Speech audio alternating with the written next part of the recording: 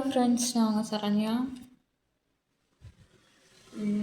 நான் வீடியோ போட்டிருந்தேன். நான் இந்த மாதிரி பிஸ்னஸ் பண்ண போகிறேன் அப்படின்னு. அதில் எல்லோரும் வாழ்த்துக்கள் சொல்லியிருந்தீங்க. அவங்க எல்லாத்துக்கும் ரொம்ப நன்றிங்க. ஆனால் ஒரே ஒரு கமெண்ட் பார்த்தேன். அதுலேயும் அதுக்கு லைக் பண்ணியிருக்கிறதையும் நான் பார்த்தேன். அவரை திருடிட்டு வர சொல்லி அதில் பொழப்பு நடத்துகிற ஈன எச்ச இப்படி என்னென்னு சொல்லலாம். அந்த மாதிரி பிறவி நான் கிடையாது. அந்த மாதிரி ஒரு ரத்தத்துக்கு நான் பிறக்கலை, சரியா? எச்சத்தனமான ரத்தத்துக்கு பிறக்கலை நான் சரியா? அந்த மாதிரி கேவலப்பட்ட பணம் எனக்கு தேவையில்லை. திருட்டுத்தன பணம் எனக்கு தேவையில்லை, சரியா? அதுக்கு நான் பிச்சை எடுத்துகிட்டு போயிடுவேன். பிச்சை எடுக்கிற கூட நான் ஒரு நல்ல இதாக தான் நான் பார்க்குறேன். திருடுறத நான் எச்சையாக தான் நினைக்கிறேன், எச்சுத்தனமாக தான் நினைக்கிறேன், சரியா? அப்படி நான் என் புருஷனை நான் எதுக்கு என் கூட வச்சுருக்கேன்னா, சரி தெருவோரமாக திரிவாரே, அப்பா அம்மாவும் இப்போ இல்லாமல் போயிட்டாரு அவருக்கு அப்படின்னு தான் நான் என் கூட நான் வச்சிட்ருக்கேன், சரியா? அந்த பணத்துக்கோசரம் பீய திங்கிற ஆள் நான் கிடையாது, சரியா? எனக்கு கமெண்ட் பண்ணால் அந்த ஒருத்தருக்கு மட்டும்தான் இந்த பதிவு, சரியா? அதுக்கோசரம் நான் திங்க மாட்டேன். பணத்துக்கோசரம் அடுத்தவங்க கூட போய் படுக்க மாட்டேன். உங்களுக்குலாம் இப்படி தான் ரிப்ளை கொடுக்கணும். இந்த மாதிரி கமெண்ட் பண்ணவங்களுக்கு இந்த மாதிரி தான் நான் ரிப்ளை கொடுப்பேன். யாரும் என்னை தப்பாக நினச்சிக்காதீங்க. என்ன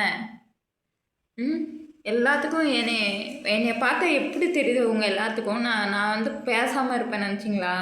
நான் பேசுவேன், இதோட அதிகமாகவே பேசுவேன். ஏன்னா என் பக்கம் நியாயம் இருக்குது. நான் சோத்துக்கு எல்லாமே நான் இருந்துகிட்ருக்கேன். என்னை பார்த்து நீங்கள் எப்படி அப்படி கமெண்ட் பண்ணுறீங்க?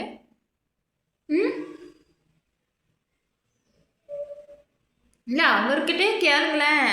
அவர் எனக்கு அந்த அந்த காசில் தான் செலவு பண்ணிகிட்ருக்காரான்னு கேளுங்க. சொல்லு. சரண்யாவுக்கு அந்த பணத்துக்கு எந்த சம்பந்தமும் இல்லைன்னு அந்த பணத்தை நான் எடுத்துகிட்டு வரப்போ சென்னைக்கு இருந்தாலும் நான் கேள்விப்பட்டு சென்னைக்கு போனேன். அங்கே போய் அந்த பணம் ஏமாந்து போச்சுங்க. ஏன்னா சரண்யாவும் பார்க்கல, அந்த பணத்தையும் நானும் யூஸ் பண்ணலைங்க. அந்த பணம் இது திருடிட்டு வரது இல்லைங்க. அடுத்த வீட்டிலேருந்து நான் எடுத்துகிட்டு வரல. இது எங்கள் வீடு, எங்கள் அப்பா வீட்டு வீட்டில் இருந்து நான் எடுத்துகிட்டு வந்தது. இது எங்கள் அப்பா அம்மா காசு. இது திருடிட்டு வரணும்னா உங்கள் வீட்டிலேருந்து எடுத்துகிட்டு வந்தாங்கன்னா அது திருட்டுன்னு நீங்கள் சொல்லலாம். இது எங்கள் அப்பா அம்மா பாடுபட்டு யார் பாடுபடுறாங்க எனக்கு தானா? எனக்கு ஒரு கஷ்டம், நான் எடுத்துகிட்டு வந்தேன். ஏன்னா அந்த எடுத்துகிட்டு வந்து பிரயோசனம் இல்லை, அது ஏமாந்து போச்சு. இப்போ அவங்க பசுப்பாடு காசு இல்லாமல் எங்கேயும் ஒரு 2 நாள் வேலை செஞ்சுட்டு இங்கே வந்தேன். இங்கே இப்போ நான் சாப்பாடே சரணையாவோட மாமாவோ 5 கிலோ அரிசி ஊற்றிருக்காங்க. அந்த அரிசியில் தான் நானே வேலை கிடைக்குது ட்ரை பண்ணிவிட்டு, சரி இது மாமா இது மாதிரி பணம் ஏமாந்து போச்சுங்கிற நீ என்ன பண்ணுறது, ஏதோ தப்பு வேலைக்கு போ. அங்கேயும் போனாலும் அப்பா அம்மா இப்போ போனீங்கனாலும் போகாமல் இருப்பாங்க. இங்கேயும் ஏதோ தப்பு வேலைக்கு போகணும்னு சரணையாக சொன்னாங்க. அது தெரியாமல் அந்த பிள்ளை நான் அது ஒரு கூட இல்லைங்க.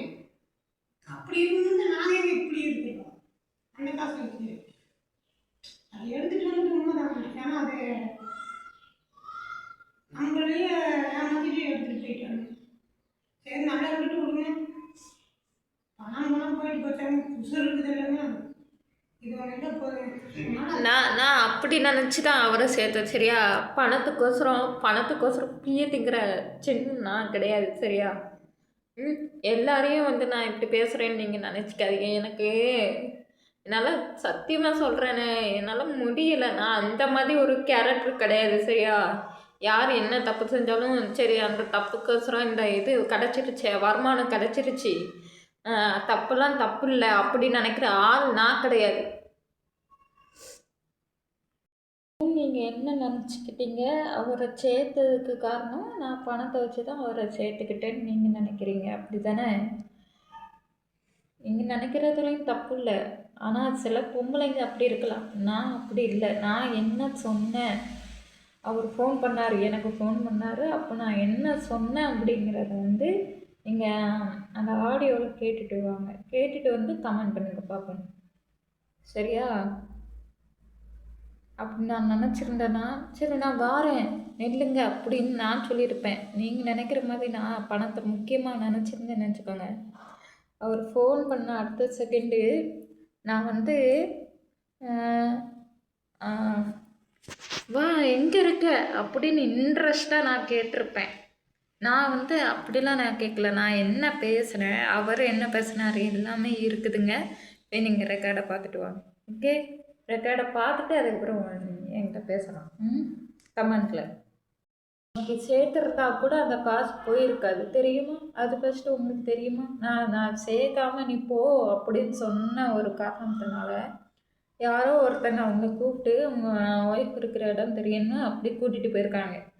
எதுவுமே தெரிஞ்சுக்காம எப்படிங்க இப்படி நீங்கள் கமெண்ட் பண்ணுறீங்க? அந்த கமெண்ட் ஒரு கமெண்ட் எனக்கு எவ்வளோ எவ்வளோ கஷ்டமாக இருந்தது தெரியுமா?